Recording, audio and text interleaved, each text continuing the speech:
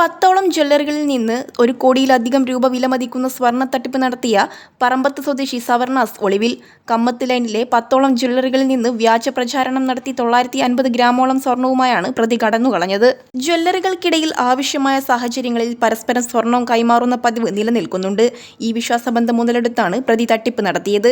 Jewellery ജീവനക്കാർക്ക് പരിചയമുള്ള വ്യക്തിയായിരുന്നു സവർണാസ്. എന്നാൽ സ്വർണം കൈപ്പറ്റിയ പ്രതി അതുമായി കടന്നുകളയുകയായിരുന്നു. നിരവധി സ്വർണ്ണക്കടകൾ പ്രവർത്തിക്കുന്ന കമ്മത്ത് ലൈനിലെ പ്രദേശത്തു നിന്നാണ് പ്രതി സ്വർണവുമായി കടന്നുകളഞ്ഞത്. ന്യൂസ് ഡെസ്ക് മലബാർ ശബ്ദം. 18 വയസ്സ്, ജീവിതം സെറ്റ് ചെയ്യാൻ ഇതിലും നല്ല സമയം വേറെയില്ല. ഒരു സർക്കാർ ജോലി മാത്രമല്ല, അഭിമാനവും അച്ചടക്കവും രാജ്യസേവനവും നിറഞ്ഞ ഒരു കരിയറാണ് നിങ്ങൾ സ്വപ്നം കാണുന്നതെങ്കിൽ ഇന്ത്യൻ ആർമി, എയർഫോഴ്സ്, നേവി നിങ്ങളുടെ സ്വപ്നങ്ങൾക്ക് ഇനി ചിറകുവിരിക്കാം. 100% വിജയത്തിന്റെ വിശ്വാസത്തോടെ കേണൽസ് അക്കാഡമി കോഴിക്കോടും സുൽത്താൻ ബത്തേരിയിലും.